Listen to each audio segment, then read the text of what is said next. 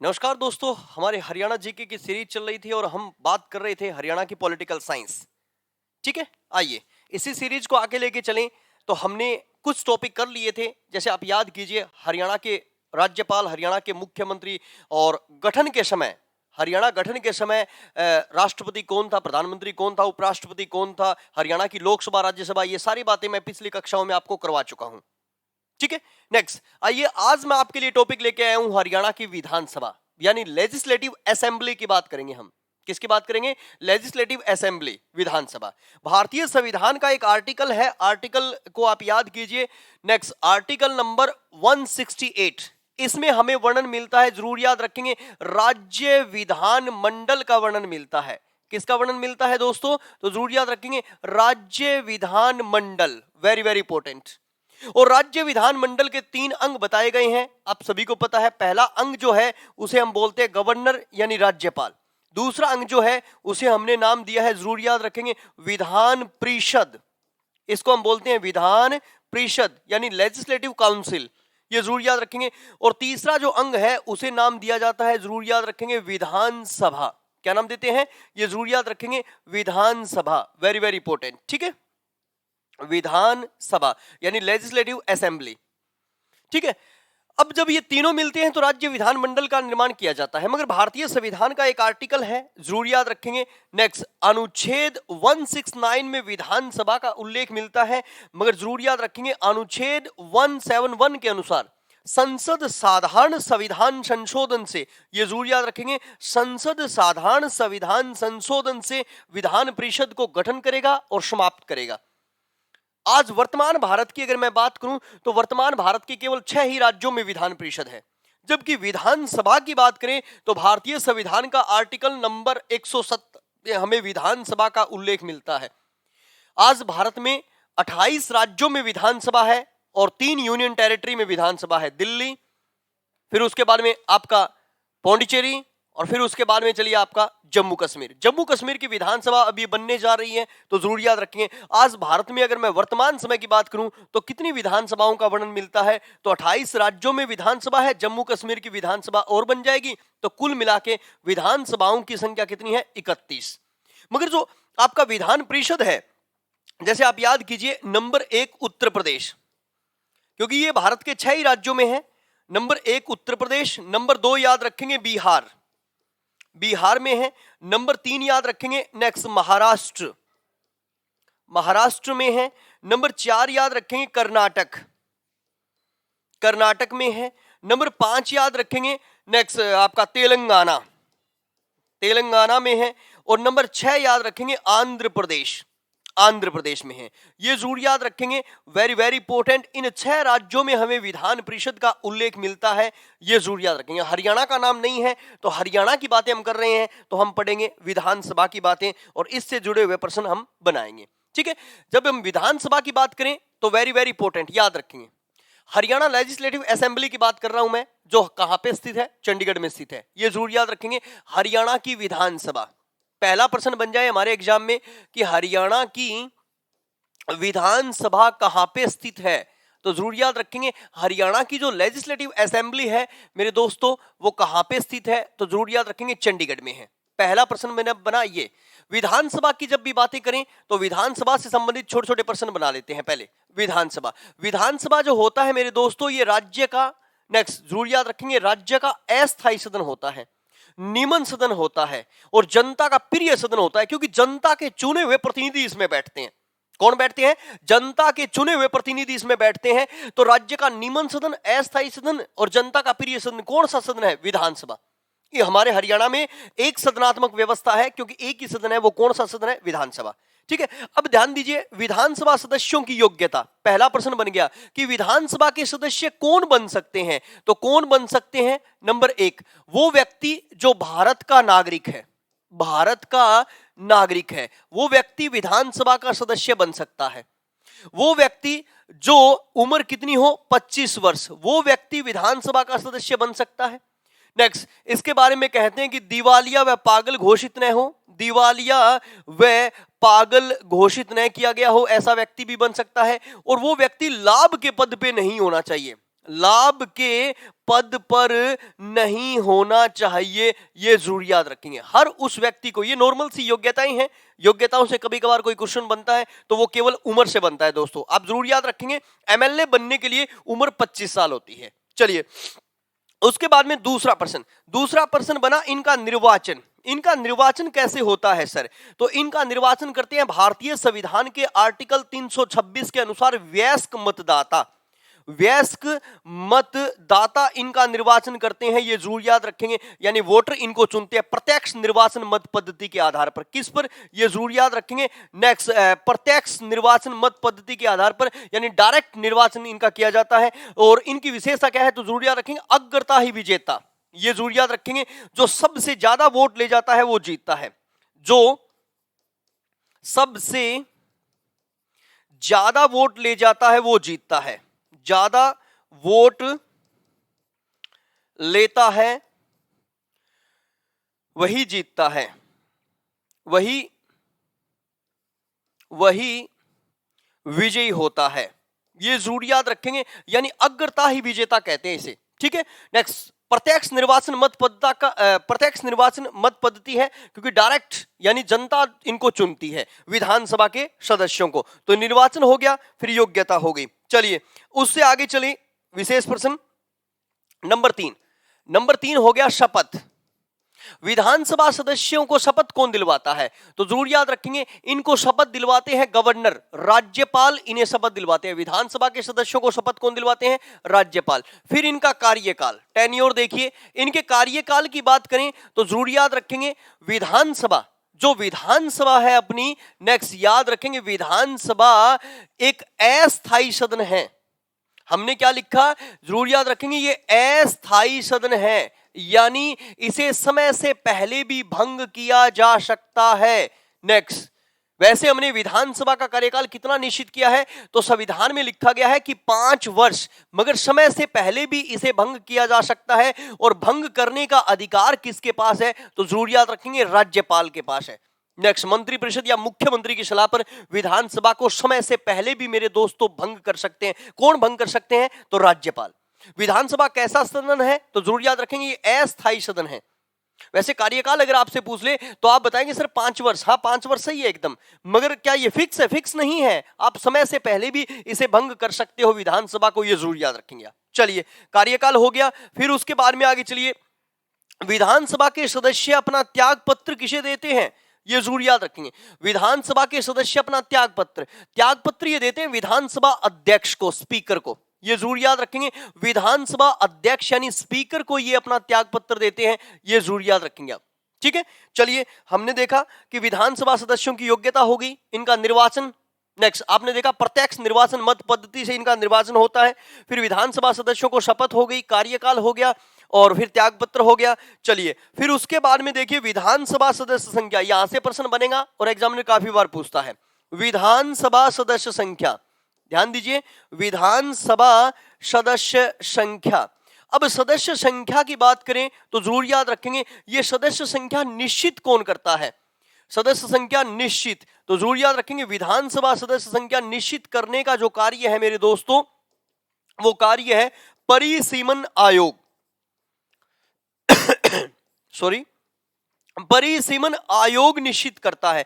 कौन सा आयोग भाई? परिसीमन आयोग, ठीक है। ये जनसंख्या के आधार पर निश्चित करता है परिसीमन आयोग। और एक बड़ा प्रश्न बन जाए आपके एग्जाम में, नेक्स्ट ध्यान दीजिए, हरियाणा में अब तक कितनी बार परिसीमन आयोग बैठा है? तो हरियाणा में अब तक 3 बार।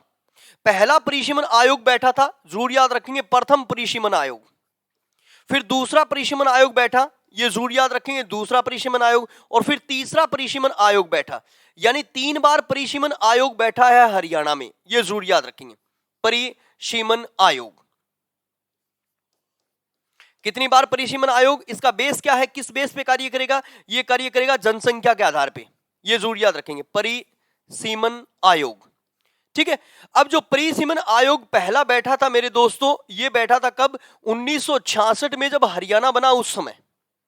दूसरा परिसीमन आयोग जो बैठा था, ये जरूर याद रखेंगे, ये कब बैठा था? 1 साल बाद 1967 में। और फिर उसके बाद में तीसरा परिसीमन आयोग जो बैठा था, ये जरूर याद रखेंगे, वो कब बैठा? 1977 में। यानी अब तक 3 परिसीमन आयोग बैठे हैं, ये जरूर याद रखेंगे आप। क्लियर? पहले परिसीमन आयोग ने हरियाणा में कितनी विधानसभाओं की सीटें निश्चित की थी? तो जरूर याद रखेंगे 54 सीटें। कितनी सीटें निश्चित की? 54 सीटें। और फिर 54 से बढ़कर कितनी हो गई थी? ये जरूर याद रखेंगे 81 सीटें। 81 सीटें हो गई थी। और 81 से बढ़कर कितनी हो गई? तो जरूर याद रखेंगे 90 सीटें। आज भी कितनी सीटें हैं विधानसभा में? 90 सीटें हैं। ठीक है। हरियाणा जब बना, हरियाणा में जब पहली बार विधानसभा का गठन हुआ था मेरे दोस्तों, उस समय 54 सीटें थी। 54 से बढ़कर कितनी हुई? नेक्स्ट 81, 81 से बढ़कर कितनी हुई? 90। आज भी कितनी है? 90 है। ये जरूर याद रखेंगे। अगर यहां से पूछ दे तो मैंने बड़ा प्रश्न, मैं 90 निर्वाचन क्षेत्रों का वर्णन करूं, हरियाणा में कितने निर्वाचन क्षेत्र हैं? तो जरूर याद रखेंगे 90 निर्वाचन क्षेत्र। ठीक है। अब एग्जामिनर पूछेगा आपसे पहला प्रश्न, ध्यान दीजिए कि सर्वाधिक निर्वाचन क्षेत्र किस जिले में है? ध्यान दीजिए, सर्वाधिक निर्वाचन क्षेत्र हरियाणा के किस जिले में है? यह जरूर याद रखेंगे, हरियाणा के किस जिले में है? अब सर्वाधिक निर्वाचन क्षेत्रों की बात करें तो किस जिले में है? 7 निर्वाचन क्षेत्र है मेरे दोस्तों, हिसार में। हिसार में विधानसभा की सबसे ज्यादा सीटें हैं, 7 सीटें हैं हिसार में। अब एग्जामिनर पूछेगा दूसरा प्रश्न आपको, न्यूनतम निर्वाचन क्षेत्रों की बात करें तो न्यूनतम निर्वाचन क्षेत्र, सबसे कम निर्वाचन क्षेत्र किस जिले में है? हरियाणा के किस जिले में सबसे कम निर्वाचन क्षेत्र है? अगर ऐसा प्रश्न बन जाए तो जरूर याद रखेंगे। नेक्स्ट पंचकुला। ध्यान दीजिए, पंचकुला। जो पंचकुला हमारे हरियाणा का जिला है, उसमें कितनी सीटें हैं? तो उसमें केवल 2 सीटें हैं। फिर आप कहोगे सर चरखी दादरी, ये जरूर याद रखेंगे। चरखी दादरी में भी कितनी सीटें हैं? 2 सीटें हैं। यानी पंचकुला और चरखी दादरी वो जिले हैं मेरे दोस्तों जहां पे 2-2 सीटें हैं। और सबसे ज्यादा 90 निर्वाचन क्षेत्रों में से सबसे ज्यादा निर्वाचन क्षेत्र हरियाणा के किस जिले में है? तो हिसार में है, 7। अब एग्जामिनर एक प्रश्न बनाता है, विशेष प्रश्न। नेक्स्ट, हरियाणा का वो कौन सा जिला मुख्यालय, हरियाणा का वो कौन सा जिला मुख्यालय, कौन सा जिला मुख्यालय जिसके नाम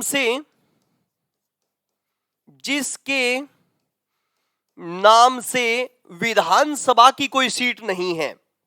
बता दीजिए, विधानसभा की कोई सीट नहीं है। नेक्स्ट, हरियाणा का वो कौन सा जिला मुख्यालय जिसके नाम से विधानसभा का कोई निर्वाचन क्षेत्र नहीं है? यानी निर्वाचन क्षेत्र नहीं है, विधानसभा की सीट नहीं है, किस जिला मुख्यालय के नाम से? तो जरूर याद रखेंगे, जो कुरुक्षेत्र हमारे हरियाणा का जिला है, उसके नाम से विधानसभा की कोई सीट नहीं है, ये जरूर याद रखेंगे। अब आप कहेंगे सर तो कुरुक्षेत्र की सीट, नेक्स्ट, कुरुक्षेत्र की जो सीट है उसको हम थानेसर के नाम से संबोधित करते हैं। तो ये प्रश्न हमारे एग्जाम में आ चुका है कि हरियाणा का वो कौन सा जिला मुख्यालय, नेक्स्ट, जिसके नाम से विधानसभा का कोई निर्वाचन क्षेत्र नहीं है? तो कितना, नेक्स्ट, कुरुक्षेत्र के नाम से कोई भी निर्वाचन क्षेत्र नहीं है मेरे दोस्तों, ये जरूर याद रखेंगे। चलिए नेक्स्ट, हरियाणा का वो कौन सा जिला मुख्यालय जो आरक्षित, ये जरूर याद रखेंगे। हरियाणा का वो कौन सा जिला मुख्यालय, कौन सा जिला मुख्यालय जो आरक्षित, एनीवन बता दीजिए। हरियाणा का वो कौन सा जिला मुख्यालय है जो आरक्षित है? आरक्षित है, बता दीजिए। नेक्स्ट, हरियाणा का वो कौन सा जिला मुख्यालय जो आरक्षित है? तो जरूर याद रखेंगे, झज्जर जिला मुख्यालय आरक्षित है मेरे दोस्तों, झज्जर जिला मुख्यालय। ये दोनों प्रश्न हमारे एग्जामों में आए हुए हैं। अब जब हम 90 निर्वाचन क्षेत्रों की बात कर रहे हैं तो बता दीजिए 90 निर्वाचन क्षेत्रों में से कितने निर्वाचन क्षेत्र आरक्षित हैं? 90 में से कितने निर्वाचन क्षेत्र आरक्षित है? जरूर याद रखें, कितने निर्वाचन क्षेत्र आरक्षित है? तो 90 में से जरूर याद रखेंगे 17 निर्वाचन क्षेत्र आरक्षित है। कितने निर्वाचन क्षेत्र आरक्षित है? तो जरूर याद रखेंगे कितनी सीटें आरक्षित है? तो 17 सीटें आरक्षित है। वेरी वेरी इंपॉर्टेंट, 90 में से 17 सीटें आरक्षित है। तो एक पर्सन जो हमारे एग्जाम में आ चुका है और एग्जामिनर काफी बार हमसे पूछ चुका है, वो कौन से जिला वो कौन से जिले जिनमें आरक्षित सीट नहीं है, तो जरूर याद रखेंगे। नेक्स्ट, वो कौन से जिले जिले जिनमें जिनमें विधानसभा की सीटें विधानसभा की सीटें आरक्षित नहीं है। ध्यान दीजिए, नहीं है। तो जरूर याद रखेंगे, हरियाणा में आज 22 जिले हैं, 22 में से 5 जिले वो हैं जिनमें विधानसभा की कोई भी सीट आरक्षित नहीं है। अब वो 5 कौन से हैं? जैसे नंबर 1 फरीदाबाद, फरीदाबाद में कोई भी विधानसभा की सीट आरक्षित नहीं है, ये जरूर याद रखेंगे। नंबर 2, नेक्स्ट दूसरा चलें तो महेंद्रगढ़, महेंद्रगढ़ में भी विधानसभा की कोई भी सीट आरक्षित नहीं है, ये जरूर याद रखेंगे। फिर तीसरा चलें तो जरूर याद रखेंगे मेवात, मेवात में भी विधानसभा की कोई भी सीट आरक्षित नहीं है, ये जरूर याद रखेंगे। फिर उसके बाद में चलिए पंचकुला, पंचकुला में भी विधानसभा की कोई भी सीट आरक्षित नहीं है मेरे दोस्तों। और लास्ट जो जिला है वो है चरखी दादरी, चरखी दादरी में भी विधानसभा की कोई भी सीट आरक्षित नहीं है। तो 90 में से कितने निर्वाचन क्षेत्र आरक्षित हैं? 17 निर्वाचन क्षेत्र आरक्षित हैं। और 5 जिले फरीदाबाद, महेंद्रगढ़, मेवात, पंचकुला और दादरी, इनमें विधानसभा की कोई भी सीट आरक्षित नहीं है। जो 17 निर्वाचन क्षेत्र हैं वो ये आरक्षित है। जैसे नंबर 1 याद रखेंगे यमुनानगर, अगर यमुनानगर की बात करें तो कौन सी सीट आरक्षित है? जरूर याद रखेंगे साडोर, यमुनानगर की कौन सी सीट आरक्षित है? साडोर। फिर नंबर 2 चलिए, यमुनानगर से आगे चलिए अंबाला, अंबाला की कौन सी सीट आरक्षित है? याद कीजिए, नेक्स्ट मुलाना, मुलाना, अंबाला की कौन सी सीट आरक्षित है? मुलाना। फिर चलिए नंबर 3 कुरुक्षेत्र, आप याद कीजिए कुरुक्षेत्र की कौन सी सीट आरक्षित है? कुरुक्षेत्र, तो कुरुक्षेत्र की कौन सी जरूर याद रखेंगे? शाहाबाद, शाहाबाद। नंबर 4 चलिए कैथल, बताइए कैथल की कौन सी सीट आरक्षित है? आप याद कीजिए गुलाचिका, गुलहा चीका, ये जरूर याद रखेंगे। फिर चलिए नंबर 5, नंबर 5 कुरुक्षेत्र हो गया, अंबाला हो गया। फिर चलिए आपका करनाल, करनाल, करनाल की कौन सी सीट आरक्षित है? तो जरूर याद रखेंगे नीलो खेड़ी, नीलो खेड़ी, ठीक है। फिर चलिए पानीपत, पानीपत की कौन सी सीट आरक्षित है? इसराना। फिर चलिए सोनीपत, बताइए सोनीपत की कौन सी सीट आरक्षित है? याद कीजिए, नेक्स्ट खरखोदा, खरखोदा। फिर चलिए जींद, जींद की कौन सी सीट आरक्षित है? नरवाना, जींद की कौन सी सीट आरक्षित है? नरवाना, ये जरूर याद रखेंगे। फिर उसके बाद में चलिए अपना फतेहाबाद, फतेहाबाद, फतेहाबाद की कौन सी सीट आरक्षित है? तो जरूर याद रखेंगे रतिया। फिर चलिए सिरसा, मेरे दोस्तों सिरसा की कौन सी सीट आरक्षित है? कालावाली, ठीक है। हिसार, हिसार की कौन सी सीट आरक्षित है? नेक्स्ट उकलाना। चलिए फिर उसके बाद में भिवानी, भिवानी की कौन सी सीट आरक्षित है? तो जरूर याद रखेंगे बवानी खेड़ा, बवानी खेड़ा। फिर चलिए रोहतक, रोहतक की कौन सी सीट आरक्षित है? कलानौर। फिर चलिए झज्जर, मैंने लिख दिया, झज्जर की कौन सी सीट आरक्षित है? तो जरूर याद रखेंगे झज्जर की तो झज्जर ही सीट आरक्षित है सर। फिर उसके बाद में चलिए आपका रेवाड़ी, रेवाड़ी की कौन सी सीट आरक्षित है? तो जरूर याद रखेंगे बावल, रेवाड़ी की कौन सी सीट आरक्षित है? बावल। फिर चलिए आपका पलवल, पलवल की कौन सी सीट आरक्षित है? तो जरूर याद रखेंगे होडल। और गुरुग्राम, गुरुग्राम की कौन सी सीट आरक्षित है? याद कीजिए पटौदी,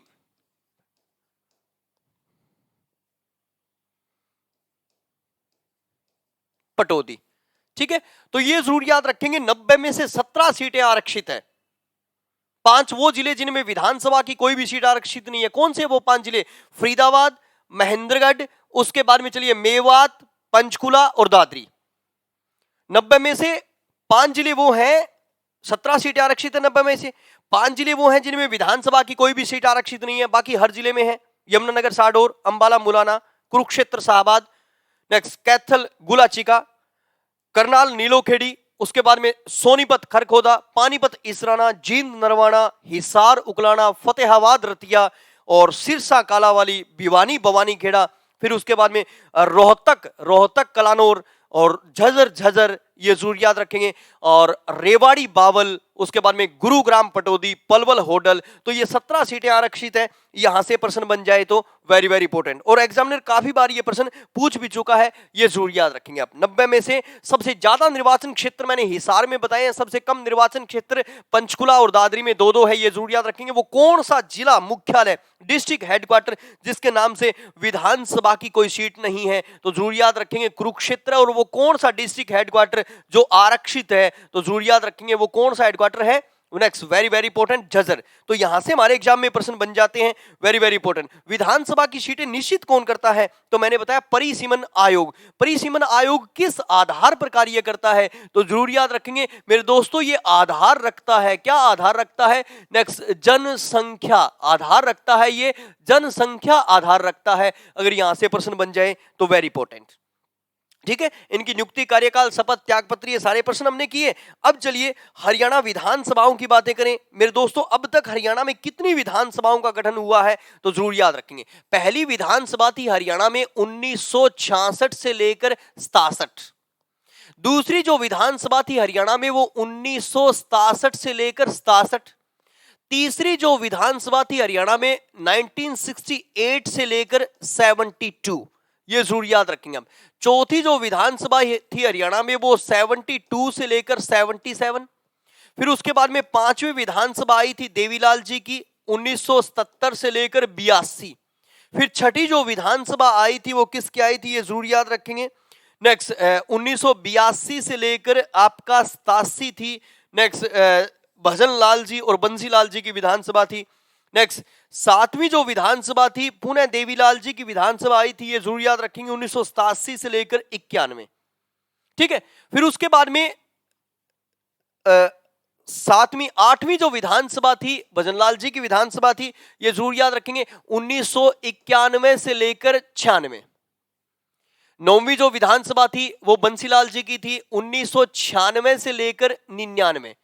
फिर उसके बाद में 10वीं विधानसभा आई थी, आप याद कीजिए 2000 से लेकर 2004, ये विधानसभा थी किसकी? नेक्स्ट ओम प्रकाश चौटाला जी की। 11वीं जो विधानसभा थी मेरे दोस्तों वो भूपेंद्र सिंह जी हुड्डा की थी 2004 से लेकर 2009। फिर लगातार हुड्डा साहब फिर दोबारा सीएम बने थे 2009 से लेकर 2014। जो 13वीं विधानसभा आई वो हरियाणा इतिहास में बीजेपी की विधानसभा बनी 2014 से 2019। और जो 14वीं विधानसभा है मेरे दोस्तों वो है आपकी नवंबर 2019 से अब तक। कौन सी विधानसभा चल रही है हरियाणा में? तो 14वीं विधानसभा चल रही है, ये जरूर याद रखेंगे। मैंने नवंबर लिखा, आप कहोगे सर चुनाव अक्टूबर में हुए थे, 27 अक्टूबर को हरियाणा के सीएम बन गए थे, आपने नवंबर क्यों लिखा? क्योंकि विधानसभा का कार्यकाल होता है मेरे दोस्तों, विधानसभा की पहली बैठक से प्रारंभ होता है। और जो 14वीं विधानसभा की पहली बैठक हुई थी वो नवंबर माह में हुई थी, इसीलिए मैंने नवंबर 2019 लिखा है, ठीक है। जो पहली विधानसभा थी मेरे दोस्तों वो केवल 4 ही माह की विधानसभा थी, 4 ही माह की विधानसभा थी। तो जरूर याद रखेंगे ये हरियाणा की सबसे छोटी विधानसभा है अब तक की, ठीक है। और इसका निर्वाचन नहीं हुआ है हरियाणा में, ये जरूर याद रखेंगे। 54 सीटें थी, ये पंजाब से अलग होके आए थे सारे व्यक्ति।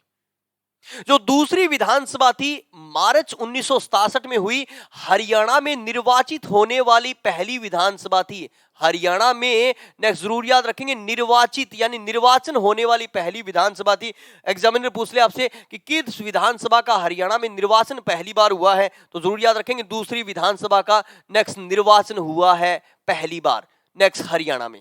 और इस समय जो सीटें थी वो सीटों की संख्या हो गई थी 81, ये जरूर याद रखेंगे। हरियाणा इतिहास की सबसे लंबी विधानसभा अगर कोई है तो जरूर याद रखेंगे। नेक्स्ट, सबसे लंबी 5 साल से भी लंबा समय इसने व्यतीत किया है तो जरूर याद रखेंगे। सबसे लंबी विधानसभा है वो चौथी विधानसभा सबसे लंबी है, ये जरूर याद रखेंगे। वेरी वेरी इंपॉर्टेंट, बहुत ही महत्वपूर्ण प्रश्न लिख रहा हूं मैं।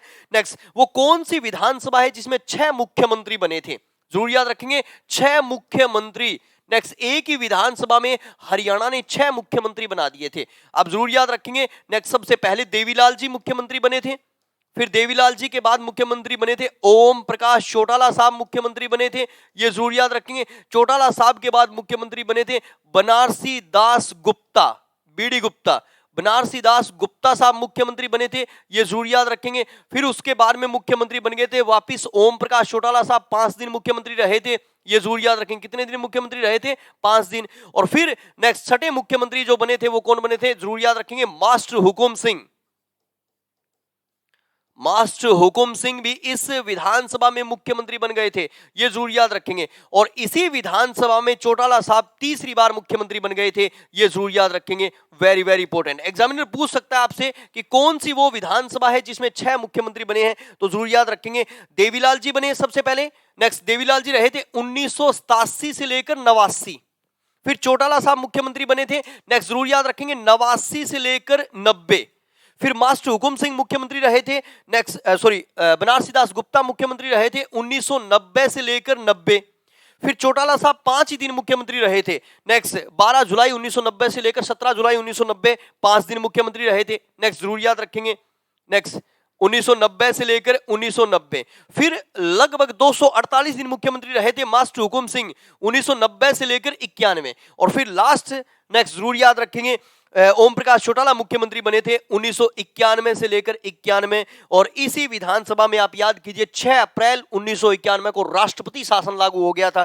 तो एग्जामिनर पूछ सकता है हमें कि किस विधानसभा में 6 मुख्यमंत्री बने हैं, तो कौन सी विधानसभा में 6 मुख्यमंत्री बने हैं? छठी विधानसभा में, 7वीं विधानसभा में 6 मुख्यमंत्री बने हैं। हरियाणा विकास पार्टी की विधानसभा थी, ये जरूर याद रखेंगे। किस पार्टी की? नेक्स्ट, हरियाणा विकास पार्टी, ये जरूर याद रखेंगे। लड़का लड़की निशान। और चौथी बार हरियाणा के मुख्यमंत्री बने थे, चौथी बार हरियाणा के मुख्यमंत्री बने थे विकास पुरुष चौधरी बंसीलाल। किस विधानसभा की बातें कर रहा हूं मैं? विधानसभा नंबर 9। और आप याद कीजिए इस विधानसभा में शराबबंदी जैसा महत्वपूर्ण कार्य हुआ था, शराबबंदी जैसा महत्वपूर्ण कार्य हुआ था। किस विधानसभा में? 9वीं विधानसभा में। और दोस्तों, अब तक हरियाणा में कितनी विधानसभाएं समय से पहले भंग हो चुकी है, अगर एग्जामिनर पूछ ले, नेक्स्ट जरूर याद रखेंगे हरियाणा में कितनी विधानसभाएं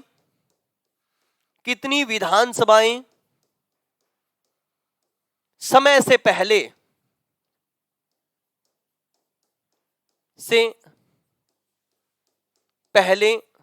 कितनी विधानसभाएं समय से पहले भंग हो चुकी है, तो उनकी संख्या है 4। ये जरूर याद रखेंगे। 4 विधानसभाएं वो हैं जो समय से पहले भंग हो चुकी है, ये जरूर याद रखेंगे, यानी जिन्होंने 5 वर्ष का समय नहीं व्यतीत किया है। नेक्स्ट, पहली थी, उसके बाद में दूसरी थी, ये जरूर याद रखेंगे, ये भी समय से पहले भंग हो गई थी। फिर उसके बाद में 5 साल 5 साल 5 साल, और ये भी समय से पहले भंग हो गई थी। और जो 9वीं विधानसभा थी वो भी समय से पहले भंग हो गई थी, ये जरूर याद रखेंगे आप। एग्जामिनर 2 तरह के प्रश्न बनाएगा। एग्जामिनर आपको पूछेगा हरियाणा में कितनी विधानसभाएं भंग हो गई।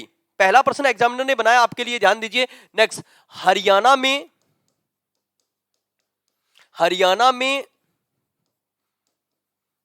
कितनी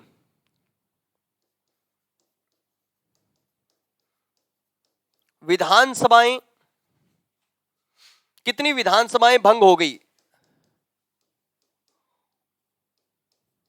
बताइए इसका आंसर।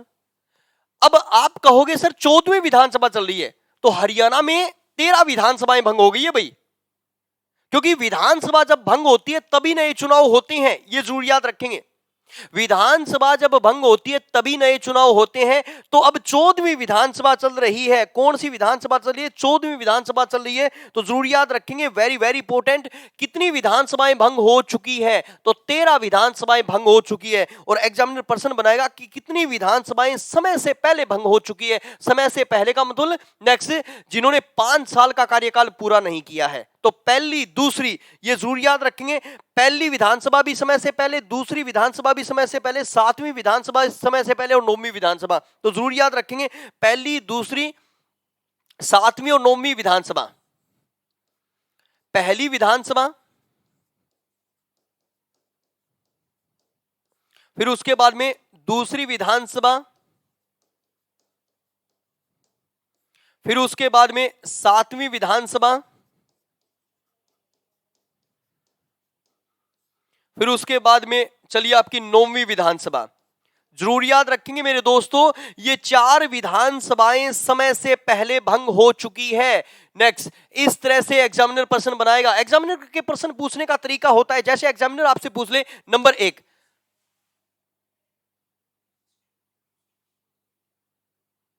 ओके ठीक है, हाँ, एग्जामिनर आपसे पूछेगा, नेक्स्ट ध्यान दीजिए कि हरियाणा में कितने आम चुनाव हुए हैं। आम चुनाव, एग्जामिनर पूछेगा हरियाणा में कितने आम चुनाव हुए हैं।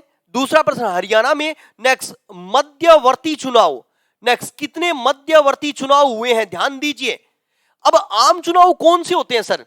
आम चुनाव वो होते हैं जब विधानसभा अपना पूरा 5 साल का समय व्यतीत कर ले, उसे आम चुनाव कहते हैं। तो हरियाणा में कितने आम चुनाव हुए हैं। और मध्यवर्ती चुनाव किसे कहते हैं? जब समय से पहले विधानसभा भंग हो जाए उसे मध्यवर्ती चुनाव कहते हैं। एक उपचुनाव होते हैं। नेक्स्ट, तीसरा जो चुनाव होता है जिसको हम बोलते हैं, जरूर याद रखेंगे, उपचुनाव। क्या बोलेंगे भाई? उपचुनाव। उपचुनाव क्या होता है? नेक्स्ट, किसी भी व्यक्ति, किसी भी सदस्य की मृत्यु हो जाए,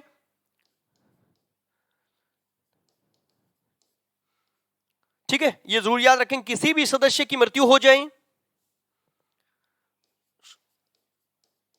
सदस्य की मृत्यु हो जाए या फिर त्याग पत्र दे दे। इन परिस्थितियों में जो चुनाव होता है, या हम पद से हटा दें, इन परिस्थितियों में जो चुनाव होता है उसे उपचुनाव कहते हैं। जैसे अभी मैं बताऊं, अभी हरियाणा में 14वीं विधानसभा चली है, हमारे हरियाणा में 3 उपचुनाव हुए हैं इस 14वीं विधानसभा में।